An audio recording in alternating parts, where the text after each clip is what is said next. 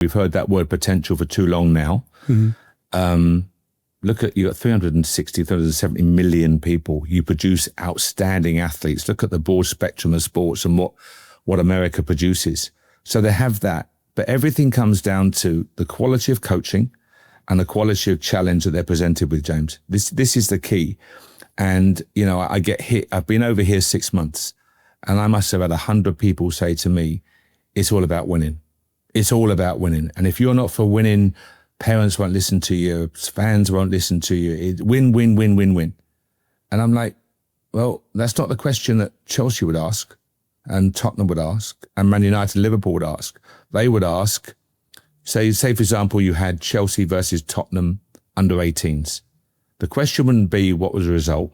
The question would be, who are the best two players on the pitch and why? Were they our players? Were they not our players? Etc. So it's about development. And if winning in the young age groups right the way through is a barometer by which development is judged, that's where you have problems. Welcome to Charge Forward Coaching, the podcast for committed athletes and individuals who want to achieve more on and off the field. Hosted by James Blasco, certified mental toughness and resilience coach. You'll gain insights and inspiration from elite athletes, coaches, and others who know what it takes to excel.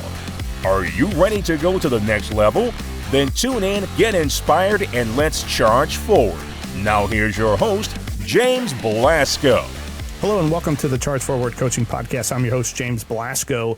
Well, it's football season here in America, but it's also football season here in America. That's right, soccer. And that's what we're going to talk about today when it comes to mental toughness. And today's guest is a distinguished coach, manager, sporting director in the game of soccer globally. He has coached at the highest levels of European football. He's built academies, managed and coached legacy clubs like Nottingham Forest, West Ham United, and co-founded a youth tournament that featured the likes of Barcelona and PSG. And now he's in Jacksonville, Florida, building not just one, but two clubs, a men's and a women's, for Sporting Jax. He's the sporting director, and we're just thrilled to have him on the show. Mark, welcome. James, good morning to you. Thank you for those kind words. Sure. So, in looking at your background, I was blown away. You've done and accomplished so much in football and soccer. Give us a little bit of your background in terms of where the passion started for the game of soccer for you. I was a young kid in the UK that loved football. So every hour that God sent, you'd be out playing football. I was very fortunate, James, to be good at sports. And as I say, you play for your school, your district, your county, national, etc. And then I joined as a young professional at age 16 for a couple of years there at Leicester City. So I very much enjoyed that passion of professional sport. And it's always been there. And I went into a different career. I went into trading in the city, working for banks such as Bank of America and AIG and Nomura, these type of institutions for 20 years. But wherever I worked in the world, James, I coached. You have a British accent, they assume you can coach. So I coached. And as I came back, my young son, who went on to be a good pro, was a young boy in the academies. And they asked me about my background and being a player and would I help them out coaching. And that really lit the blue touch paper. That really was for me, getting my coaching badges done. And you have to be qualified correctly. I went a year around Europe as well to improve my education, spent time with Lisbon and Barca and Ajax and PSV and Bruges, Anderlecht, etc. And then joined at Watford as a young academy, or as an academy, not young, as an academy coach. And it just went from there, James. Yeah, that's such a great story. And, to have a passion for anything is super important to have any success, but to really just go and change paths and careers and follow your passion is awesome. So here you are in Jacksonville, building an organization from the ground up. Where on earth do you start to do all this? Yeah, well, obviously a lot of work has been done by a lot of people, James, over the last couple of years to get to, or more than that, to get to this point. So huge credit obviously needs to go to them. But I was brought in, as I say, purely from the football, so soccer side. And it's about, there's a number of aspects, number of strands to this, James. It's about really the environment you create. Obviously, the roster the hiring of staff, etc. That's so paramount importance in terms of the right people create the right place, James. The right people create the right environment. It's not about quantity, it's about quality of individual and what they bring. You can't hire people who just do the job spec. They have to add value above and beyond the normal job. So that's a key point, to create that environment, to attract the players in which they can thrive in an environment that is conducive to learning and development. So all of these aspects are so vitally important. And the men will follow very quickly behind. The academy work, as you know, obviously the club bought a huge academy here in Jacksonville. So we have a responsibility from the very most senior professional right down to the youngest rec player to make sure we deliver a product, James, which is hopefully, plays a huge part in shaping their football careers, but also their characters as well. Managing or coaching or being a sporting director for any organization, clearly there's a lot going on. There's a lot of stress, pressure, starting a new organization, new team. The community is behind you, but they also want you to win. How do you go about managing the stress that goes along with building an organization or being a part of an organization that already had success? Do you mean from a personal perspective or? Yes. I think for me, I don't want to be controversial here, James. I think stress is something you thrive upon. You know what you're going into. I always people always ask me the question, what's harder, being a manager on the touchline or trading in billions of dollars in the markets? And the fact is, they're both high stressful jobs. But when you manage in front of 50,000 fans at Rangers, for example, you're dealing with the emotions of thousands and thousands of people, not just in the stadium, but in the city, in the country, and globally. It's a global brand. So you have that added responsibility, but that's the privilege of getting such jobs and being involved in soccer. When you're involved in sport as a professional on a full-time basis, you're hugely privileged. So stress, yes, of course you get nervous, it's big games, but surely that's what you thrive upon, and you thrive upon that responsibility that you're given, and likewise you thrive on the accountability, James. It kills me when I hear people say, I want to do this job, but that wasn't my role, that wasn't my remit. Take responsibility. So in terms of stress, I don't want to be controversial, but I'm saying you know what you're going into, and you need to understand that, you need to embrace it, it needs to really drive you to perform at ever higher levels, I think. So to that point, to have a successful team, I want to split this question into two parts. First, for those who are professionals, they're expected to perform at the highest levels and they've committed to the game. How do they build their mental toughness? How is that constructed throughout their career? I think it's a very important point. I'm sure if we were talking about NFL, then you're talking about a game where the Americans, for example, the American society is steeped in the game, or baseball, etc. So soccer's, I'm saying, a relatively new game. You understand where I'm coming from in that.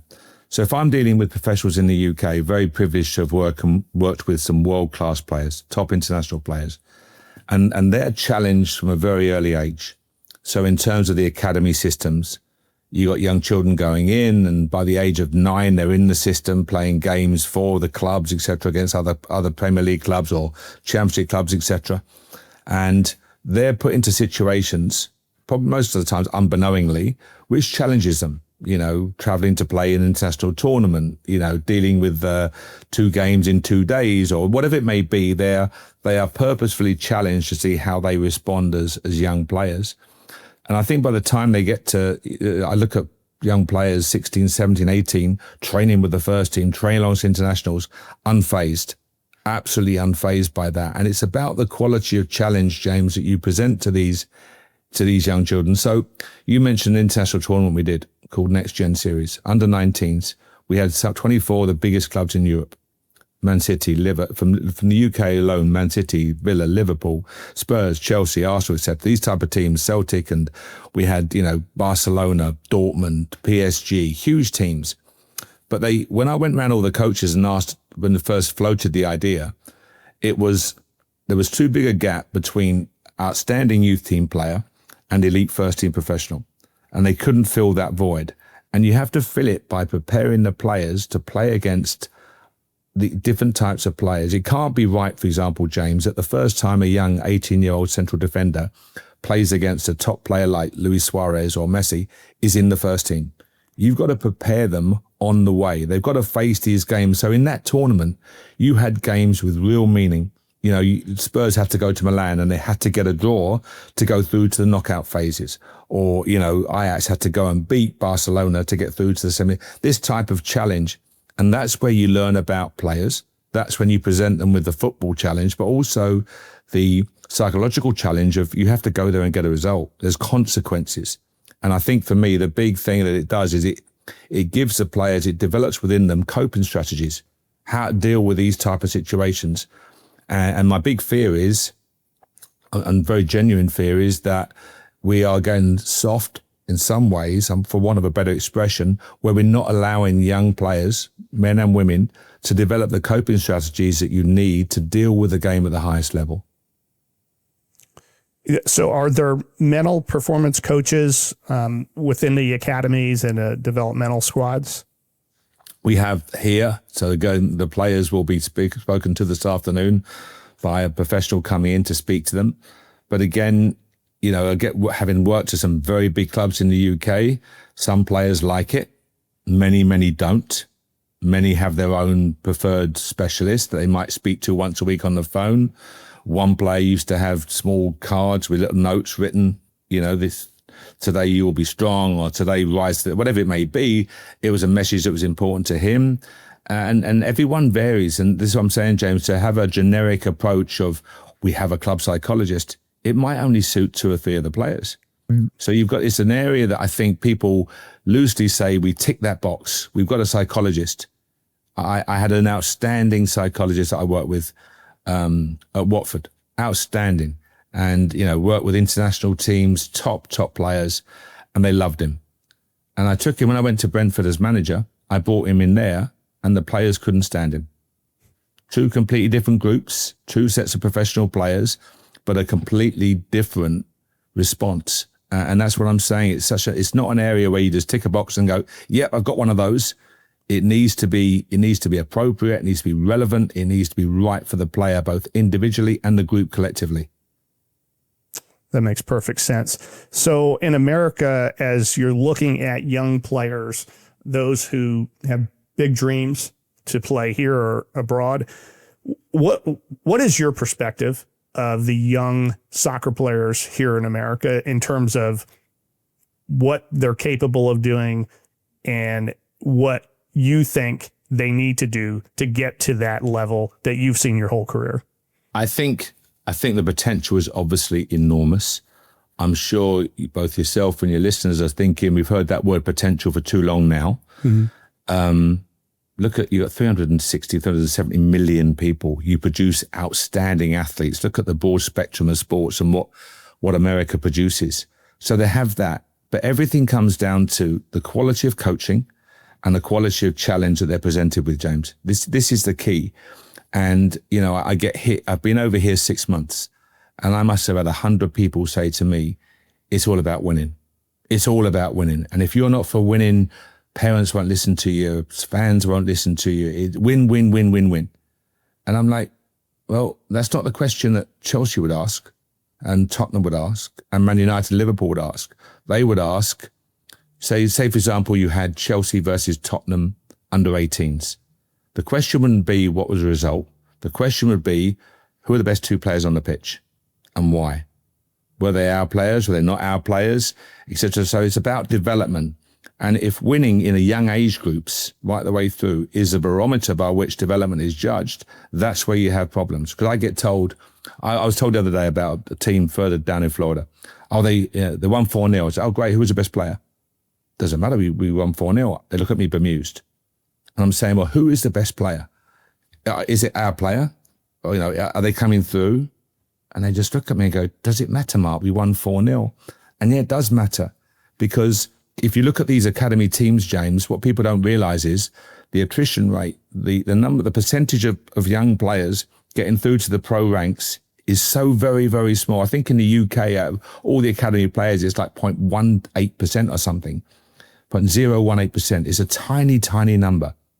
So therefore, If you think of a squad of 20 young players, say an under 14 group, 10 of those players are the vehicle which allows the 2 or 3 best ones to get through.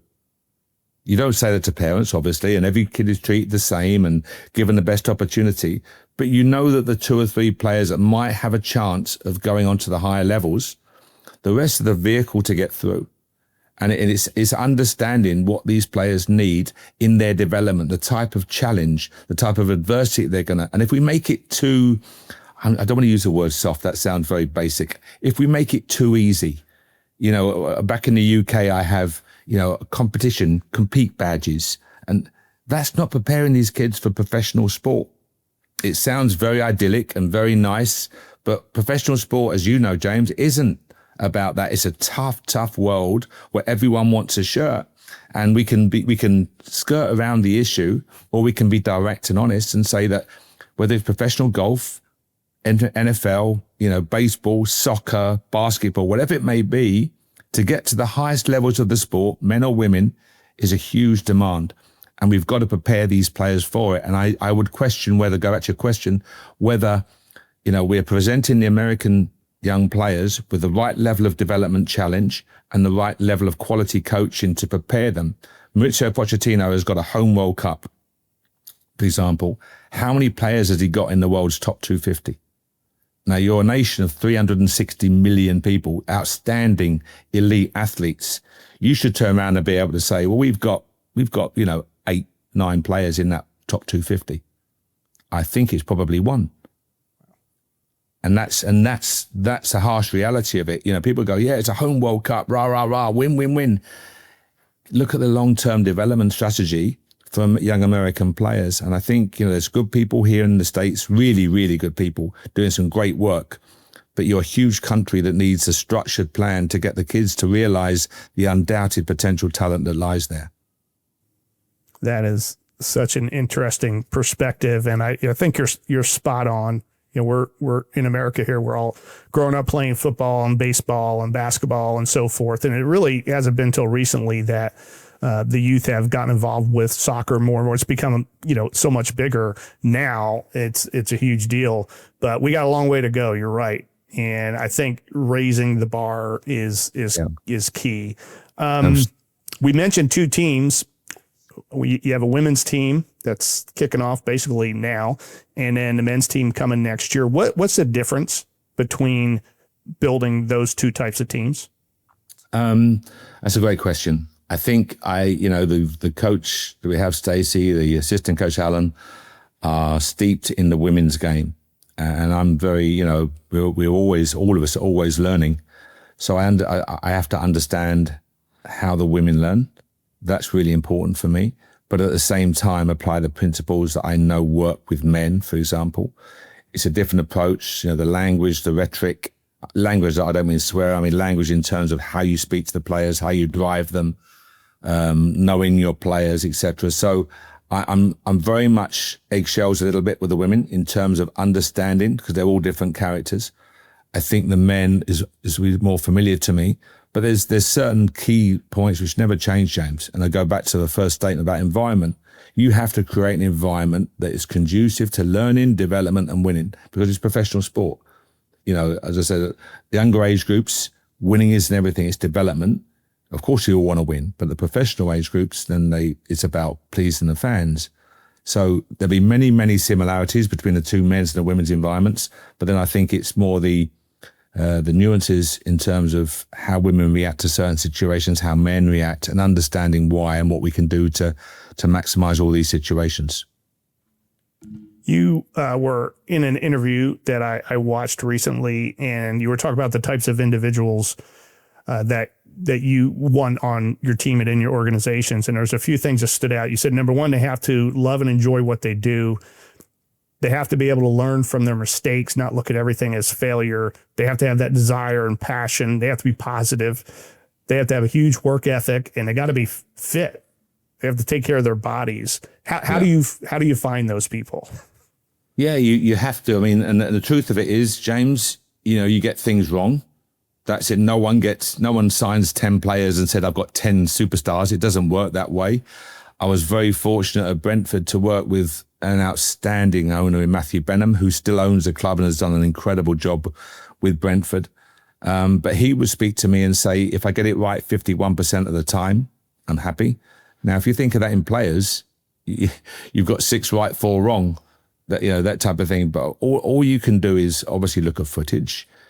One of the problems with the US is the sheer vastness of your territory and how you get to see players. It's understanding the level of football that they're playing in. Is speaking to people that know them in terms of their character. Strength of character, James, is equally as important as ability. One bad apple can rot the barrel, undoubtedly. And I've had that one experience, and it can be brutally damaging to an environment. So you have to try and understand their character. And I'm really pleased with the characters of the girls we got. They've gelled and bonded really well, and people notice that.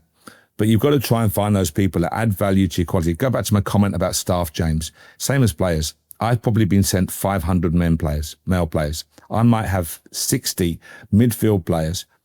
And who are the ones that add value above and beyond the norm? Because they can hit a diagonal and they can bring a ball down and they can have a shot on goal. But who are the ones that add value above and beyond the basic job remit or job spec, so to speak? So that's the key. That is really the key, is finding out that differentiating factor and bringing that together. When you look back at your career, there's a lot of cool, awesome things that have taken place. What would be 1 or 2 that you look at and you go, man, I am super proud that I accomplished that? I'm very lucky. I'm very privileged, James. 1 or 2 things. Probably Brentford getting to the playoffs. We got promoted from League One, and then we went up and we were right up there in the Championship, playing some really good football. And a lot of the players were, we assembled a squad for like 3 million. I think they sold some of the players for 50 million. So, that there's a big achievement to drive the club and get to that point of just missing out on the Premier League to the playoff final. That was a huge, proud moment for me and for the fans and for the players. And then probably Glasgow Rangers, which your listeners might not know how big that club is. It's a global brand, 50,000 at Ibrox. The Old Firm is probably one of the biggest, if not the biggest derby in world football.